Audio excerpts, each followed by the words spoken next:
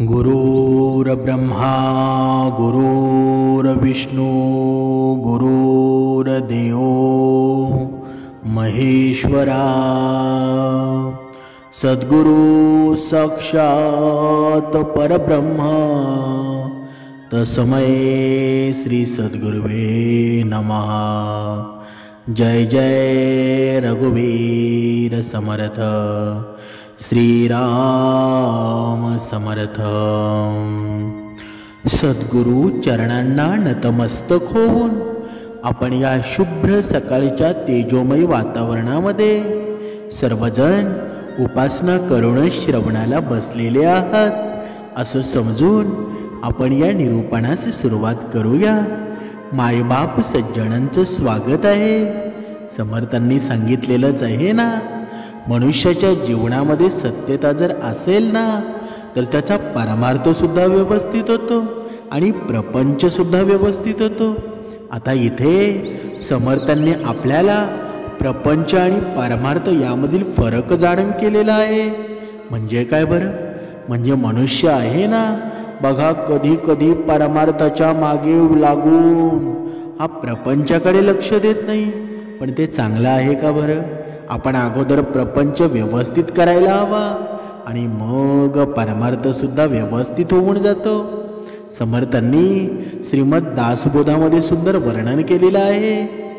आधी प्रपंच करावा नेटका, मग घ्यावे परमार्थ विवेका, येथे आळस करू नका विवेकी हो। म्हणजे काय बरं? म्हणजे माणसाने अगोदर व्यवहार नीटनेटकेपणे करावा आणि मग परमार्थाचा विचार करावा आणि विवेकी जण हो। येथे आळस करून चालणार नाही। पण जो बघा एखादा मनुष्य असतो तो बघा परमार्थ करण्यासाठी प्रपंच तसाच सोडून देतो, मग मुलाबाळांचे शाप आपल्याला लागतातच ना। म्हणून आपण अगोदर प्रपंच व्यवस्थित करायला हवा। आपण आपली कामं सोडून परमार्थाला जर लागत असू तर ते वाईट तर त्याच्यामध्ये काही नाही, पण आपली मुलाबाळं असतात त्यांना सोडून आपण परमार्थ करत असू तर ते चुकीचंच आहे ना। आपण अगोदर प्रपंच व्यवस्थित करायला हवा। समर्थांनी सांगितलेलं आहे ना की मनुष्याच्या जीवनामध्ये प्रपंच जर व्यवस्थित झाला ना तर त्याचं मन सुद्धा शांत होतं, त्याचं मन भक्ती मार्गाला सुद्धा लागतं। पण कधी कधी भक्ती मार्गाचा अवलंब करणारे काही माणसं असतात ना की मी भक्ती मार्गामध्ये लीन होईल म्हणून संसार त्यागून देतात। पण ते खरं असतं का बरं? कारण जेव्हा मुलाबाळांना बघा आपण जन्म देतो आणि जन्म दिल्यानंतर त्यांचं पालनपोषण करणं आपलंच कर्तव्य आहे ना, मग ऐन वेळेला आपण त्यांना उघड्यावर सोडून देणं हे चांगलं आहे का बरं? अजिबात नाही ना। समर्थांनी सुंदर असं वर्णन केलेलं आहे। सुखी असतो खबरदार, दुःखी होतो बेखबर, ऐसा हा लौकिक विचार दिसतची आहे। म्हणजे काय बरं? जे या प्रकारचे दक्ष असतात ना ते सुखी होऊन जातात, जे बेसावध जीवनामध्ये असतात ते दुःखीच होतात ना। अशा लौकिक व्यवहारात सुद्धा विचारानं प्रत्यक्ष दिसून येतं। म्हणजे काय बरं? म्हणजे समर्थांनी सांगितलेलं आहे हे जेव्हा आपण जीवन जगतो ना जास्त सुद्धा बघा आपण कधी कधी असं म्हणत असतो की हा व्यक्ती एवढा इमानदार आहे ना बघा त्याला कुणीही फसवू शकतं, पण एवढं इमानदार राहून सुद्धा चालणार नाही।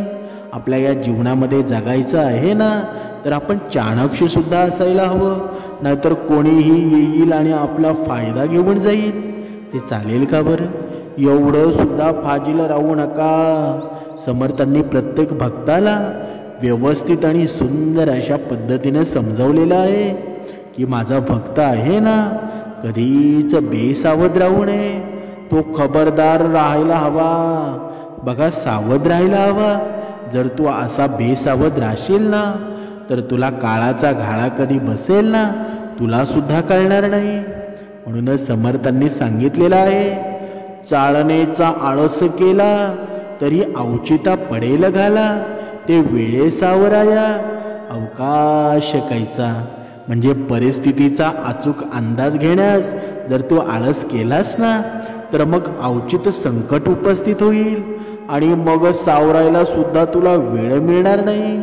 म्हणून जोपर्यंत आपल्या या शरीरामध्ये प्राण आहे ना, तोपर्यंत मनुष्यानं रोज रनिंग करायला हवी, व्यायाम करायला हवा.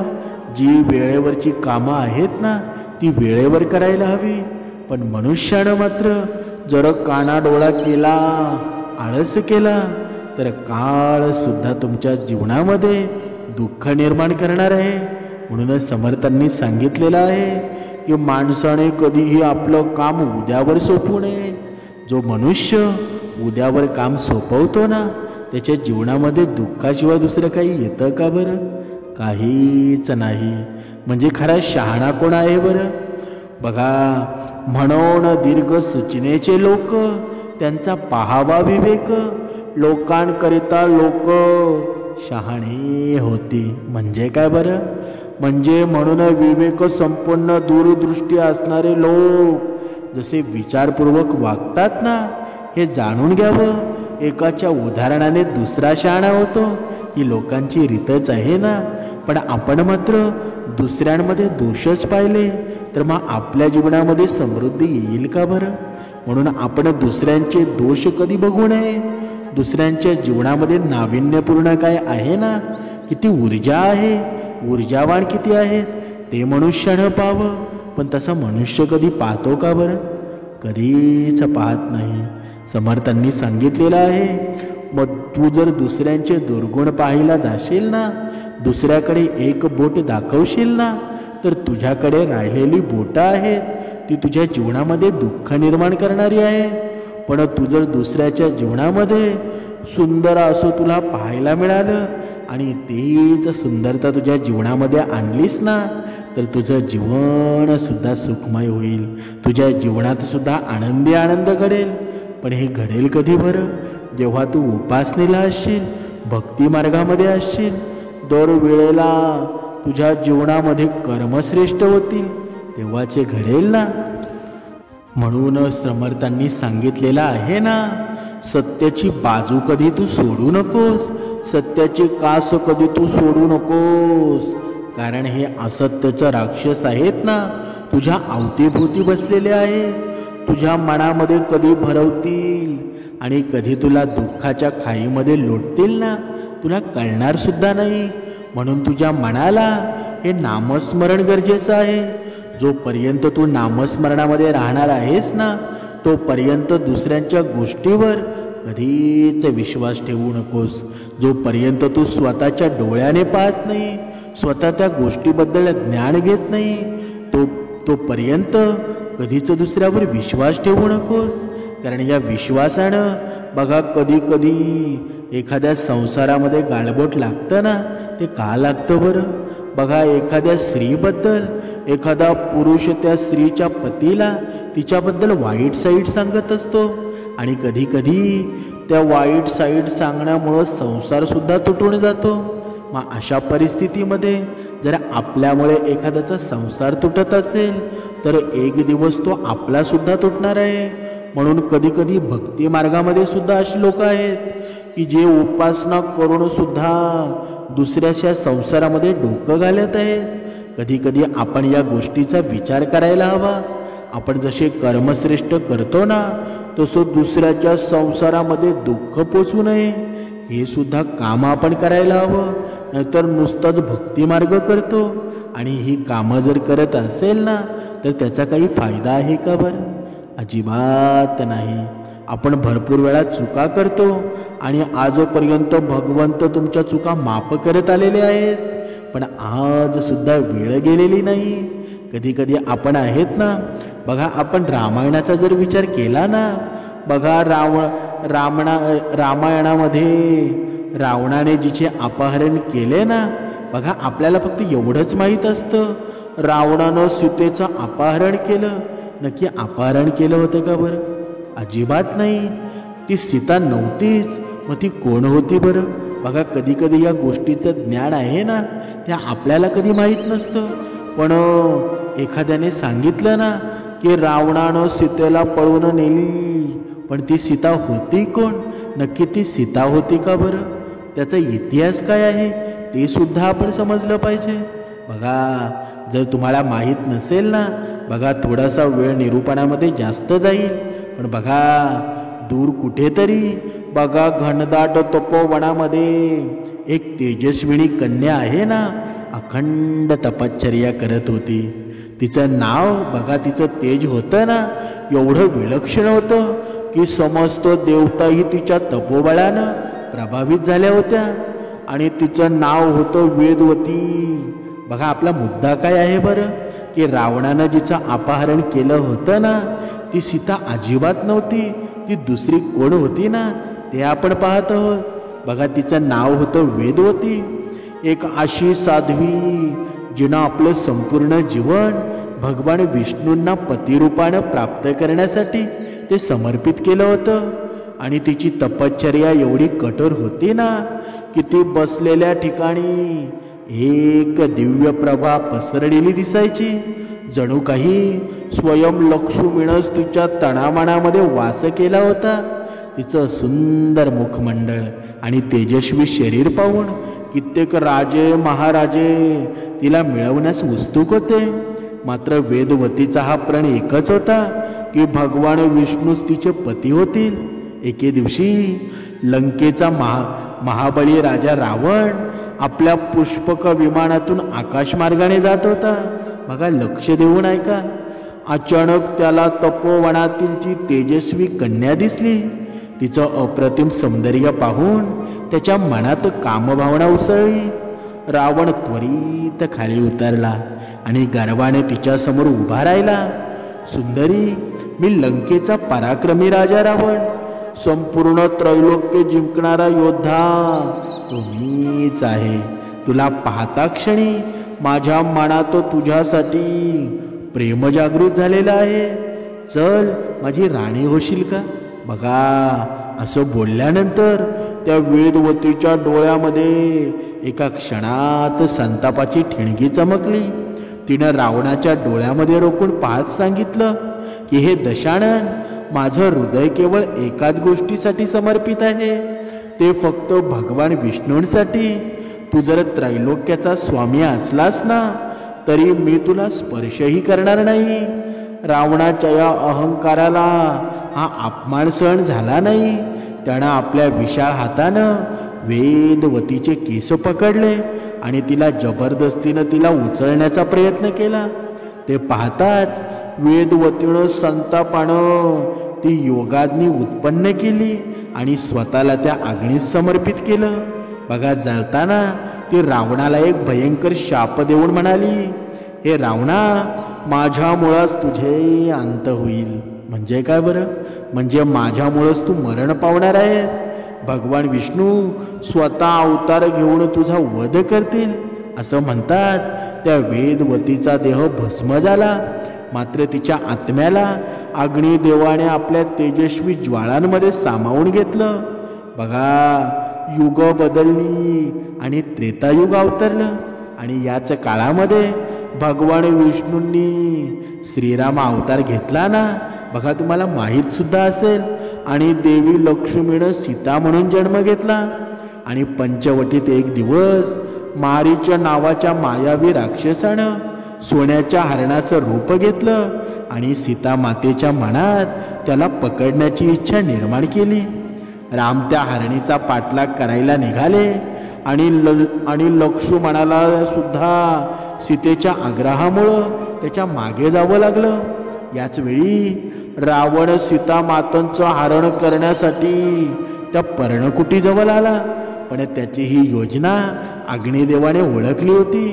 सीता मातेच्या त्या शुद्धतेचं रक्षण करण्यासाठी अग्निदेवानं खरी सीमा ती सीता आहे ना, आपल्या पाताळ लोकातील पत्नी स्वाहा देवीच्या स्वाधीन केली आणि तिच्या जागी वेदवतीच्या आत्म्याला सीतेच्या रूपामध्ये परिवर्तित केलं.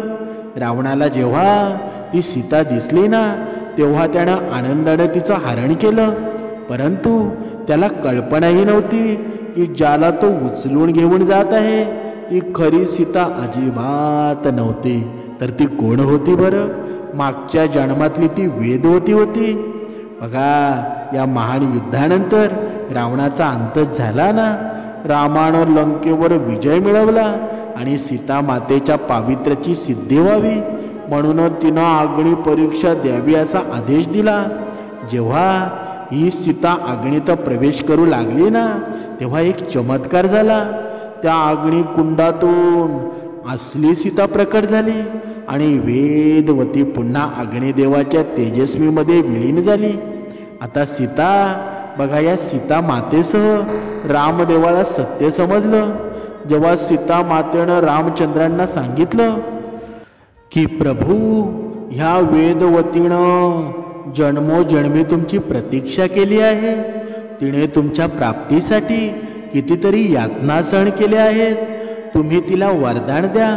बघा, रामचंद्र हसले आणि म्हणाले, योग्य वेळ आली ना, मी तिला नक्कीच माझी पत्नी म्हणून स्वीकारेल. युग सरली आणि कलियुग आरंभ झाला. एके दिवशी आकाशराज नावाच्या धर्मात्मा राजानं यज्ञ करण्यासाठी त्या नदी किनारी भूमी शुद्ध करण्याचा आदेश दिला. जेव्हा सोनेरी नांगरानं पृथ्वी जोतली जात होती ना, तेव्हा अचानक एक सुंदर कन्या कमळाच्या शय्येवर प्रकट झाली. ती इतकी तेजस्वी होती की जणू सोन्याचा पुतळा जिवंत झाला होता. राजा तिला हळूवार उचलू लागला. तेवढ्यात आकाशवाणी झाली, हे राजन, ही कन्या तुझीच आहे, हिचं संगोपन कर. राजानं प्रेमानं तिला आपल्या महालामध्ये नेलं आणि पद्मावती असं तिचं नामकरण केलं. पद्मावती मोठी झाली आणि तिचं सौंदर्य, सुसंस्कार आणि हे सर्व पाहून अनेक राजा तिचा हात मागू लागले. पण तिचं एकच हृदय एकाच गोष्टीसाठी धडधडत होतं, भगवान विष्णूंसाठी. आणि श्री विष्णूचे याच युगामध्ये व्यंकटाचल पर्वतावर श्री व्यंकटेश्वर म्हणून अवतार घेतला. जेव्हा त्यांची भेट पद्मावतीशी झाली, तेव्हा त्यांना ती ओळख पटली की भगवान विष्णूंची ते वचन पाळलं आणि वेदवती जी आता पद्मावती म्हणून जन्मली होती, तिच्याशी विवाह केला ना. बघा, ह्या सर्व, बघा, एक गोष्टीसाठी हे सर्व तुम्हाला सांगावं लागलं. कारण का बरं? कारण जोपर्यंत मनुष्याला सत्य माहीत होत नाही ना, तोपर्यंत वाईट गोष्टी बोलू नये, काहीतरी खोटं पसरवू नये. जर एकानं जर खोटं पसरवलं ना, तर त्याचा किती दुर्लाभ होतो बरं. त्या गोष्टीमुळं अनेकांना त्राससुद्धा होतो. म्हणून कोणाचं खोटं कधी करू नये, कोणाच्या आयुष्यात दुःख कधी देऊ नये. कारण जेवढं तुम्ही दुसऱ्यांच्या आयुष्यात दुःख द्याल ना, तेवढं तुमच्या नशिबी लगेच येणार आहे. म्हणून कधी कधी होतं काय बरं, हा संशयरूपी रोग आहे ना, हा संशयरूपी राक्षस आहे. तो कधी कोणाचं आयुष्य बर्बाद करेल ते सांगता येत नाही. म्हणून प्रत्येकाच्या या हृदयामध्ये राम आहे ना, तो राम अगोदरपासून आहे. पण आपण अहंकार निर्माण करून हा तिथे राक्षस बसवला. म्हणून या राक्षसाला जर काढायचा असेल, हद्दपार करायचा असेल, तर श्रीराम रूपी नामस्मरण आपल्या जीवनामध्ये घडायला हवं. म्हणूनच समर्थांनी आपल्याला 2 वेळची उपासना सांगितलेला आहे ना, त्याचं हेच कारण आहे. पण मनुष्य मात्र बघा, श्रावणाला बसतो पण उपासना मात्र करत नाही. पण खरं सार आहे ना, खरं सामर्थ्य उपासनेमध्ये आहे. मनुष्यानं श्रवण कशासाठी करायचं बरं? मनुष्याने जीवनामध्ये निर्णय कसे घ्यावेत हे श्रवण त्याला शिकवत असतं. मनुष्य जर वाईट मार्गावर जात असेल तर चांगल्या मार्गावर कसा जाईल ना, हे श्रवण त्याला शिकवत असतं. म्हणजे पण जर हे मन आपल्याला एकदम निर्मळ करावं लागत असेल, निर्मळ व्हावं तुम्हाला असं वाटत असेल ना, शांत व्हावं वाटत असेल, एकचित्त व्हावं वाटत असेल, तर आपल्याला उपासनेशिवाय दुसरा कोणता पर्याय नाही. जेव्हा आपण ब्रह्ममुहूर्तावर उपासना सुरुवात करू ना, तेव्हा आपल्या जीवनामध्ये सुद्धा अशा गोष्टी घडणार आहेत, असा चमत्कार घडणार आहेत की आपण विचारसुद्धा केलेला नसेल. म्हणूनच समर्थांनी सांगितलेलं आहे ना, आजपर्यंत आम्ही काही केलं नाही, आमच्यामुळे दुसऱ्यांना किती त्रास झाला, या सर्व गोष्टी विसरून जा. आणि आता हा श्रावण महिना चालू आहे ना, या श्रावण महिन्यामध्ये संकल्प करा की मी आजपासून एवढं चांगलं वागेल ना, मी श्रवणाला बसेल, माझ्या जीवनामध्ये फक्त चांगलेच कर्म घडले जातील.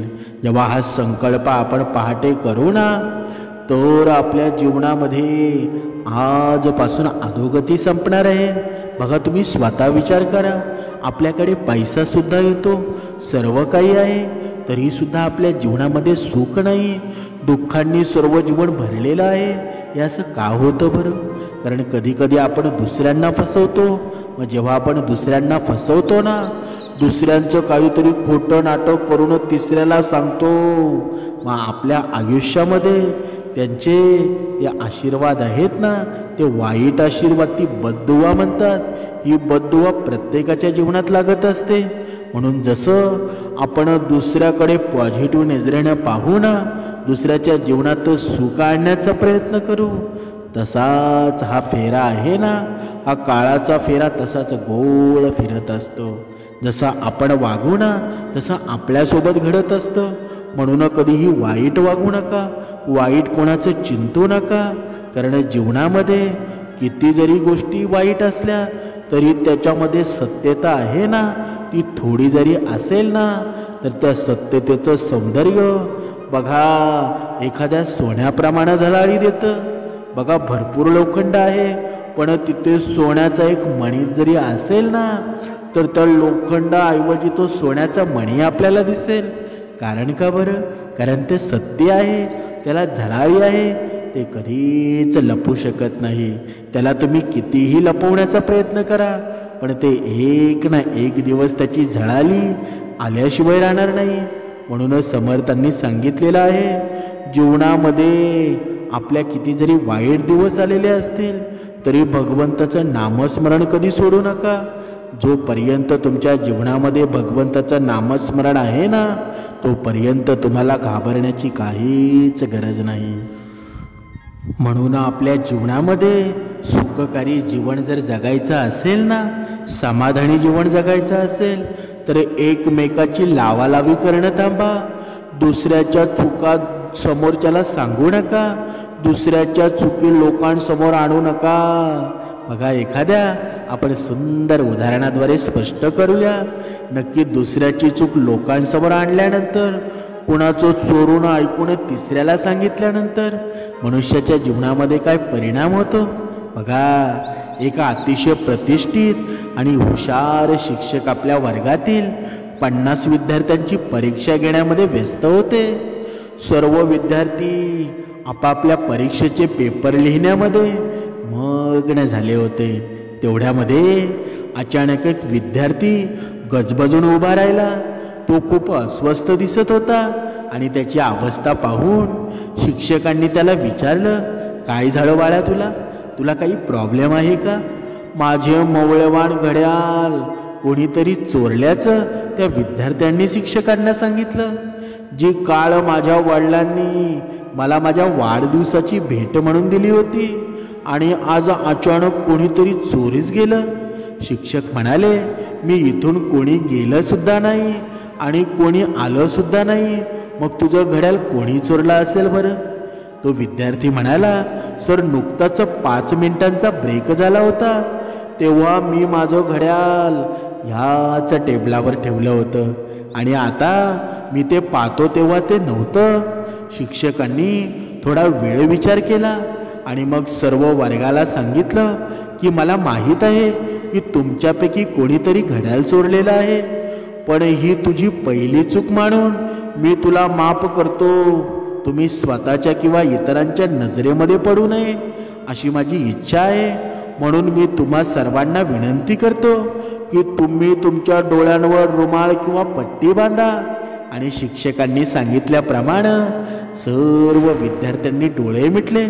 शिक्षकांनी एक एक करून सर्वांचे खिसे तपासले आणि एका विद्यार्थ्याच्या खिशामध्ये ते घड्याळ सुद्धा सापडलं आणि त्या गुरुजींनी ते घड्याळ गुपचूप त्याच्या खिशातून काढून, ज्याचं घड्याळ होतं ना, त्याच्या खिशात ते ठेवलं. बघा, या पूर्ण कथेचं तात्पर्य काय आहे बरं? आज जिथे लोक एकमेकांना अपमानित करण्यासाठी त्यांच्या छोट्या मोठ्या चुका सर्वांसमोर आणून एकमेकांना लाजवतातच ना, त्याचवेळी शिक्षकानं त्या आपल्या विद्यार्थ्यांच्या इतक्या मोठ्या चुकीकडे दुर्लक्ष करून त्याला सुधारण्याची संधी दिली. या घटनेला 10 वर्ष पूर्ण झाली आहेत आणि या वर्गातील सर्व विद्यार्थ्यांची भेट झाली, जेथे त्यांच्या शिक्षकांनी देखील त्यांना आमंत्रित केलं होतं. या विद्यार्थ्यांमध्ये सर्वात यशस्वी, ज्याचं नाव समाजामध्ये, देशात, जगात मोठे उद्योगपती म्हणून प्रसिद्ध होतं, तो दुसरा कोणी नसून त्याच विद्यार्थ्यानं त्या दिवशी घड्याळ चोरलं होतं. इतक्या वर्षानंतर जेव्हा त्यानं आपल्या त्याच शिक्षकाला पाहिलं ना, तेव्हा त्याला खूप आनंद झाला आणि त्यानं जाऊन त्याच्या चरणांना स्पर्श केला. तो म्हणाला, महाराज, आज मी जो काही आहे ना, तो तुमच्यामुळे आहे आणि आज जरी मी जिवंत असलो तरी तुमच्यामुळेच आहे. कारण शिक्षकाला काही समजलं नाही. मग मोठी VIP झालेला विद्यार्थी त्याला म्हणाला, सर, मी घड्याळ चोरल्याचं त्या दिवशी तुम्ही माझं नाव संपूर्ण वर्गाला सांगितलं असतं तर कदाचित मी आत्महत्या सुद्धा केली असती. कारण जेव्हा तू सर्वांचा शोध घेणार आहेस अशी घोषणा केली होती ना, तेव्हा मी ठरवलं होतं की मी बदनामीचं जीवन जगणार नाही. हो, त्या ठिकाणी मी खूप मोठी चुकी केली, पण ती चूक सुधारण्याची संधी देऊन तू माझा जीव वाचवलास. त्या दिवसानंतर मी खूप मेहनत केली आणि आज मी इथपर्यंत पोचलो आहे. तिची सर्व गोष्ट ऐकून शिक्षक त्याला म्हणाले, मग ती तूच होतास का बरं? तो विद्यार्थी त्याला म्हणाला, सर, एवढी मोठी गोष्ट कशी विसरता बरं? तेव्हा शिक्षक म्हणाले, नाही बेटा, मी काही विसरलो नव्हतो, पण तुम्हा सर्वांना माहीत नाही की त्या दिवशी केवळ सर्वच विद्यार्थ्यांच्या डोळ्यावर पट्टी बांधली गेली होती. तुमच्या या शिक्षकाच्या सुद्धा डोळ्यावर पट्टी बांधलेली होती, कारण मला माझ्या विद्यार्थ्याला माझ्या इतरांच्या किंवा माझ्या स्वतःच्या नजरेतून कधीच पडू द्यायचं नव्हतं. आपल्या शिक्षकांचा खरा मोठेपणा आहे ना, तो समजल्यावर त्या विद्यार्थ्यांचे डोळे भरून आले आणि तो काही बोलू शकला नाही. त्या शिक्षकाला मिठी मारली. खरंच बघा, खरंच माफ करणं किंवा त्याहून पुढं जाणं आणि माफ करणं किंवा दुसरी संधी देणं हे प्रत्येकाच्या हातात नाही. पण आयुष्यात कधीतरी कोणाला माफ करायचं असेल ना, तर या शिक्षकानं आपल्या विद्यार्थ्याला केलं तसं प्रत्येकानं करायला हवं. पण आपण कधी करतो का बरं असं? कधीतरी विचार करा. दुसऱ्याला जर माफ केलं ना, बघा, एखाद्या मनुष्याचं आपल्याकडं काही गुपितं असतील तर ती गुपितं तशीच ठेवा, दुसऱ्याला अजिबात सांगू नका. कारण आपल्यामुळे त्याची बदनामी होत असेल ना, तर ते पापसुद्धा आपल्याला लागणार आहे. म्हणून त्याला बदनामीपासून वाचवण्याचा प्रयत्न करा. त्याच्या जीवनामध्ये कसं सुख निर्माण होईल ना, ते आपण पाहायला हवं. पण आपण जर दुसऱ्याला कमी लेखण्याचा प्रयत्न केला, दुसऱ्याची इज्जत घालवण्याचा प्रयत्न केला, तर त्याचा बेआशीर्वाद आहे ना, तो आपल्याला सुद्धा लागत असतो. म्हणूनच समर्थांनी सांगितलंच आहे ना, त्या शिक्षकाप्रमाणे आपण व्हायला हवं. पण त्याउलट जरा आपल्याला दुसऱ्याचे लावालावी करणं, दुसऱ्याच्या चाड्या दुसऱ्याला सांगणं, दुसऱ्याच्या जीवनामध्ये दुःख करणं, यामध्ये आनंद वाटत असेल तर मग आपला भक्तिमार्ग करून काही फायदा आहे का बरं? काहीच नाही. बघा, प्रत्येक स्त्रियांनी, प्रत्येक पुरुषांनी एक गोष्ट लक्षात ठेवा, या अगोदर लाव्यालावे करणं बंद करा. जर तुम्ही भक्तिमार्गामध्ये असाल, श्रवणामध्ये असाल, बघा, आपल्यामुळे दुसऱ्याच्या जीवनात सुख निर्माण होईल ना, ते जर तुम्ही पाहिलं नाही तर तुम्ही कितीही वर्ष भक्तिमार्ग करा, कितीही काही करा, तुमच्या जीवनामध्ये काहीच फरक होणार नाही. आपण कधी कधी पाहतो की हे केल्यावर हा चमत्कार होईल, ते केल्यावर ते चमत्कार होईल, पण जोपर्यंत हे तुमचं मन पवित्र होत नाही ना, जोपर्यंत या मनाला तुमची कर्म पटत नाही, तोपर्यंत काहीही सुधारणा होणार नाही. तुम्ही कितीही कर्मकांड करा, कितीही श्रावण उपवास करा, काहीच करा, काहीच फायदा नाही. कारण भगवंत आहे ना, आपले कर्म पाहत असतो. ज्याचे कर्म चांगले असतील ना, त्याला काही घाबरण्याची भीती नाही, अजिबात घाबरण्याची भीती नाही. त्याचा भविष्यात विजयच होणार आहे. त्याचा विजयरथ कोणीच रोखू शकणार नाही, कारण त्याच्या पाठीमागे उभा माझा भगवंत आहे ना. ज्याच्या पाठीमागे भगवंत असेल, सद्गुरू आई असेल, तर त्याच्या जीवनामध्ये सुद्धा एक ना एक दिवस सुख येणार आहे. थोडे दिवस राहिलेले आहेत, थोडा अजून सोशील घे, थोडा अजून दुःख सहन कर. एक दिवस तुला तुझ्या जीवनाचं फळ आहे ना, ते नक्कीच मिळणार आहे. जय जय रघुवीर समर्थ.